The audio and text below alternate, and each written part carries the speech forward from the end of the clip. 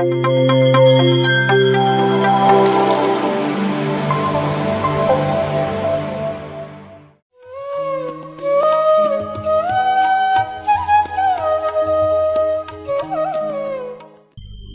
ನಮಸ್ಕಾರ. ಎಲ್ಲ ಧ್ಯಾನಾಸಕ್ತರಿಗೂ ನಮಸ್ಕಾರ. ವೇದಿಕೆ ಮೇಲಿರುವಂಥ ಗಣ್ಯರು, ಇದೀಗ ನಮಗೆ ಬ್ರಹ್ಮರ್ಷಿ ಪ್ರೇಮ್ನಾಥ್ ಸರ್ ಇರೋದ್ರಿಂದ ಪತ್ರಿ ಸರ್ನ ಮಿಸ್ ಮಾಡಿಕೊಂಡ್ರು ಕೂಡ ಅವ್ರ ಮೇಲಿಂದ ನಮಗೆಲ್ಲ ಆಶೀರ್ವಾದ ಮಾಡ್ತಾರೆ. ಪ್ರತ್ಯಕ್ಷ ರೂಪದಲ್ಲಿ ಇರುವಂಥ ಪ್ರೇಮ್ನಾಥ್ ಸರ್ ಅವ್ರಿಗೆ ನಮಸ್ಕಾರಗಳನ್ನು ಸಲ್ಲಿಸ್ತೀನಿ. ಮೈಸೂರಲ್ಲಿ ಹಲವಾರು ಕಾರ್ಯಕ್ರಮಗಳ ಮೂಲಕ ನನ್ನ ಅನುಭವವನ್ನು ಹಂಚಿಕೊಂಡಿದ್ದೀನಿ. ಆದರೆ ಈ ವೇದಿಕೆಯಲ್ಲಿ ಕೆಲವರು ಹೊಸಬ್ರು ಇದ್ದಾರೆ, ಬೇರೆ ಕಡೆಯಿಂದನೂ ಬಂದಿದ್ದಾರೆ. ಹಾಗಾಗಿ ಕೆಲವೇ ಮಾತುಗಳಲ್ಲಿ ಹೇಳಕ್ಕೆ ಇಷ್ಟಪಡ್ತೀನಿ. ನಾನು ಇಷ್ಟಪಟ್ಟು ಆನಾಪಾನಸತಿ ಧ್ಯಾನಕ್ಕೆ ಬರಲಿಲ್ಲ. ನಾನು ಮತ್ತು ಇಲ್ಲಿ ಇನ್ನಿಬ್ಬರು ಇನ್ಕಮ್ ಟ್ಯಾಕ್ಸ್ ಕಮಿಷನರ್ಸು ನನ್ನ ಜೊತೆ ಕಾಸ್ಮಿಕ್ ಹೀಲಿಂಗ್ ಅನ್ನೋದನ್ನು 4 ಡಿಗ್ರಿ ಕಲ್ತ್ಕೊಂಡಿದ್ರು. ಅವರು ಆಯೋಜಿಸಿದ್ರು ಈ ಕಾರ್ಯಕ್ರಮನ ಮೈಸೂರಿನಲ್ಲಿ 1997ನೇ ಇಸ್ವಿನಲ್ಲಿ. ಅವ್ರು ಆ ಕಾರ್ಯಕ್ರಮಕ್ಕೆ ಬಾ ಅಂದರೆ ನಾನು ಬರಲ್ಲ, ಅದನ್ನ ಎಷ್ಟೊಂದು ಕಲ್ತ್ಕೊಂಡಿದ್ದೀನಿ, ಆ ಕಲ್ತಿರೋದನ್ನೇ ಅಭ್ಯಾಸ ಮಾಡ್ಕೊಳ್ಳೋಕ್ಕಾಗಲ್ಲ. ಟ್ವಿನ್ ಹಾರ್ಟ್ ಮೆಡಿಟೇಷನ್ನು, ಅಲ್ಟ್ರಾವೈಲೆಟ್ ಮೆಡಿಟೇಷನ್ ಎಲ್ಲ ಪ್ರಾಕ್ಟೀಸ್ ಮಾಡ್ತಾಯಿದ್ದೀನಿ. ಈಗ ಇನ್ನೊಂದು ಹೊಸದಾಗಿ ಕಲ್ತ್ಕೊಳ್ಳೋಕೆ ನಾನು ಬರಲ್ಲ, ಕಲ್ತಿರೋದನ್ನು ಮಾಡೋಣ ಫಸ್ಟು. ಇಲ್ಲ ನೀನು ಬರಲೇಬೇಕು, ನೀ ಏನೇ ಕಲ್ತರೂ 10 ಜನಕ್ಕೆ ಮುಟ್ಟಿಸ್ತೀಯ, ಅದರಿಂದ ನೀನು ಬರಲೇಬೇಕು ಅಂತ ಹೇಳಿದ್ರು. ಅವ್ರಿಗೆ ಇಲ್ಲ ಅನ್ನೋಕ್ಕಾಗದೆ ನಾನು ಬ್ರಹ್ಮ ಸಂಗೀತ ಸಭಾದಲ್ಲಿ ಆಯೋಜಿಸಿದಂಥ 1 ದಿವಸದ ಒಂದು ಶಿಬಿರದಲ್ಲಿ ಭಾಗವಹಿಸಿದೆ.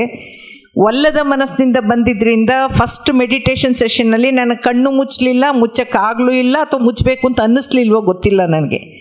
ಆದರೆ 2ನೇ 3ನೇ ಸೆಷನ್ನಲ್ಲಿ ಒಳ್ಳೆ ಅನುಭವಗಳಾಯಿತು. ಫಸ್ಟ್ ಡೇನೇ ನನಗೊಂದು ಬಹಳ ಒಳ್ಳೆ ಅನುಭವ ಆಗಿದ್ದೇನು ಅಂದರೆ, ನನಗಾಗಲೇ 3 ಆಪ್ರೇಷನ್ ಆಗಿತ್ತು, 4ನೇ ಆಪ್ರೇಷನ್ಗೆ ರೆಡಿಯಾಗಿತ್ತು. ಸರ್ ಹತ್ರ ಹೋಗಿ ಕೇಳಿದೆ, ನಿಮ್ಮ ಧ್ಯಾನದಲ್ಲಿ ನನಗೆ ಆಗಿರೋವಂಥ ಫಿಸಿಕಲ್ ಆಗಿರೋ ಪ್ರಾಬ್ಲಮ್ಮು ಯುಟ್ರಸ್ ಪ್ರೊಲ್ಯಾಪ್ಸು ವಾಸಿ ಆಗುತ್ತಾ ಅಂತ ಕೇಳಿದೆ. ಅವರು ಹೌದು ಅಂದರು. ನಂಗೆ ನಂಬಿಕೆ ಇಲ್ಲ, ಮನಸ್ಸಿಗೇನೋ ಶಾಂತಿ ಸಿಗ್ಬೋದು, ಸಮಾಧಾನ ಸಿಗ್ಬೋದು, ನನಗಿರೋ ಫಿಸಿಕಲ್ ಪ್ರಾಬ್ಲಮ್ ಸರಿ ಹೋಗುತ್ತಾ ಅಂತ. ಊಟಕ್ಕೆ ಬಿಟ್ಟಾಗ ತಿರುಗಿ ಹೋಗಿ ಕೇಳಿದೆ ಅವರನ್ನು.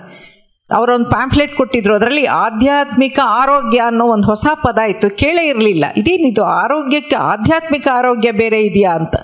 ಸರ್, ನನಗಾಗಿರೋದು ಫಿಸಿಕಲ್ ಪ್ರಾಬ್ಲಮ್ಮು, ನೀವು ಕಣ್ಮುಚ್ಚು ಅಂತೀರಾ, ಉಸಿರು ನೋಡು ಅಂತೀರಾ, ಅದರಲ್ಲಿ ನನಗಾಗಿರೋ ಪ್ರೊಲ್ಯಾಪ್ಸ್ ಪ್ರಾಬ್ಲಮ್ಮು 4ನೇ ಆಪ್ರೇಷನ್ ತಪ್ಪುತ್ತಾ ಅಂತ ನಾನು ನಿಮ್ಮನ್ನು ಕೇಳ್ತಾ ಇರೋದು ಅಂತ ಸ್ವಲ್ಪ ಅಹಂಕಾರ ಇತ್ತೋ ಏನೋ ಗೊತ್ತಿಲ್ಲ.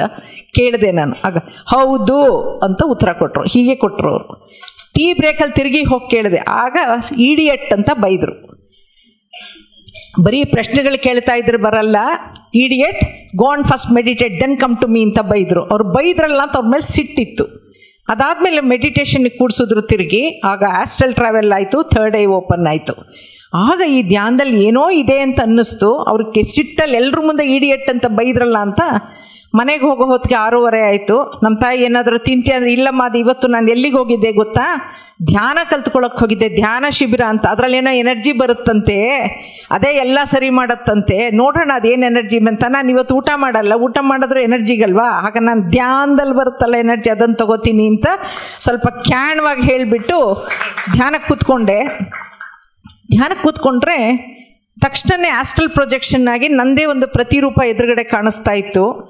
ಪತ್ರಿ ಸರ್ ಎನರ್ಜಿ ಬರುತ್ತೆ ಸಹಸ್ರಾರ ಚಕ್ರದಿಂದ, ಎಲ್ಲ ಸಹಸ್ರಾರ ಆಜ್ಞಾ ವಿಶುದ್ಧ ಅನಾಹತ ಮಣಿಪುರ ಸ್ವಾದಿಷ್ಠಾನ ಚಕ್ರದ ಮೂಲಕ ಮೇಲಿಗೆ ಹೋಗುತ್ತೆ ಅಂತ ಹೇಳಿದರು. ಆ ಅನುಭವ ನನಗೆ ಫಿಸಿಕಲ್ ಆಗಿ ಆಗ್ತಾ ಇದೆ, ಅದರದ್ದು ವಿಡಿಯೋ ನನಗೆ ಎದುರುಗಡೆ ಕಾಣ್ತಾ ಇದೆ. ಆಗ ನನಗೆ ಸುಳ್ಳೇನೋ ಅನ್ನಿಸ್ಬಿಟ್ಟು ತಕ್ಷಣ ಕಣ್ಬಿಟ್ಟು ನೋಡಿದೆ, ಭ್ರಮೆ ಅಲ್ಲ, ಅದೇನು ಕಾಣ್ತಾ ಇಲ್ಲ. ಕಣ್ಣು ಮುಚ್ಚಿದ್ರೆ ಕಾಣುತ್ತೆ, ಕಣ್ಣು ಮುಚ್ಚಿದ್ರೆ ತೆಗೆದ್ರೆ ಕಾಣಲ್ಲ. ಆಗ ಕಣ್ಮುಚ್ಕೊಂಡು ಮತ್ತೆ ಕೂತ್ಕೊಂಡಾಗ ಬಹಳ ಒಳ್ಳೆ ಅನುಭವ ಆಗಿ ಆಳವಾದ ಧ್ಯಾನಕ್ಕೆ ಹೋದೆ. ಆವತ್ತು ಪ್ರಾರಂಭ ಮಾಡಿರೋದು ಇವತ್ತಿನವರೆಗೂ ಧ್ಯಾನನ ತಪ್ಪಿಸಿಲ್ಲ ನಾನು. ತದನಂತರ ನೆಕ್ಸ್ಟ್ ಡೇಗೆ ಇನ್ಕಮ್ ಟ್ಯಾಕ್ಸ್ ಕಮಿಷನರ್ ಮನೆಯಲ್ಲಿ ಪತ್ರಿ ಸರ್ ಉಳ್ಕೊಂಡಿದ್ರು. ಅವರು ನನಗೆ ಬೆಳಗ್ಗೆ ಫೋನ್ ಮಾಡಿಬಿಟ್ಟು, ನೀನು ಒಲ್ಲದ ಮನಸ್ಸಿನಲ್ಲಿ ಶಿಬಿರಕ್ಕೆ ಬಂದೆ, ಹೇಗಿತ್ತು ನಿನ್ನ ಎಕ್ಸ್ಪೀರಿಯೆನ್ಸು ಅಂದರು. ತುಂಬ ಚೆನ್ನಾಗಿತ್ತು, ಆದರೆ ಪತ್ರಿ ಈಗ ಬರೋದಾರ ಬಂದುಬಿಡು, ಪತ್ರಿ ಸರ್ ನಮ್ಮ ಮನೆಯಲ್ಲೇ ಇದ್ದಾರೆ ಅಂದರು. ಯಾಕೆ ನೆನ್ನೆ ಇಡಿಯಟ್ ಅಂತ ಬೈಸ್ಕೊಂಡಿದ್ದು ಸಾಲದ, ತಿರುಗಿ ಇವತ್ತು ಬರಬೇಕಾ ಅಂತ ಕೇಳಿದೆ.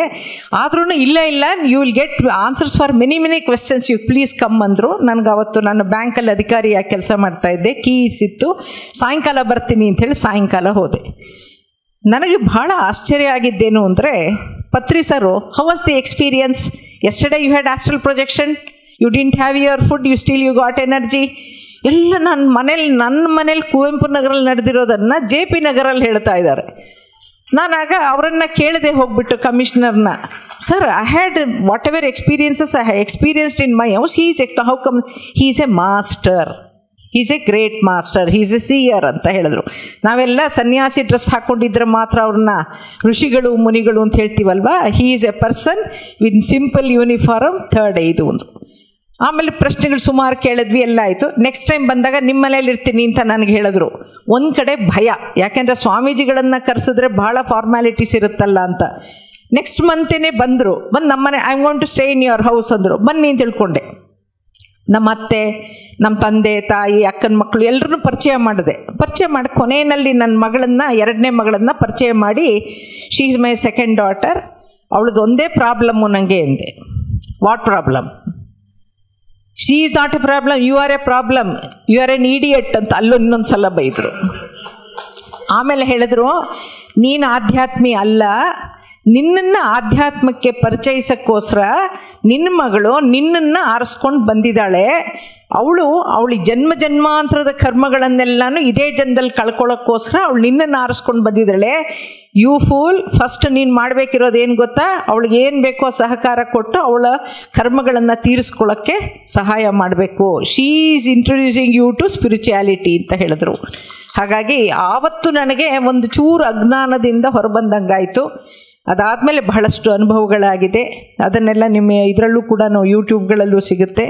ಒಟ್ಟಲ್ಲಿ ನನಗೇನು ತುಂಬ ಆಸೆ ಅಂತಂದರೆ, ಜಯ ಹೋಮ್ ಮೆಡಿಟೇಷನ್ ಅವರು ಶಾಂತಲಾ ಮೇಡಮ್ ನನಗೆ ಫೋನ್ ಮಾಡಿ, ವೆನ್ಸ್ಡೇ ವಿಸ್ಡಮಿಗೆ ನೀವು ಕೆಲವು ಉಪನ್ಯಾಸಗಳು ಕೊಡಿ ಅಂದರೆ 3-4 ಸಲ ತಪ್ಪಿಸ್ಕೊಂಡೆ ನಾನು.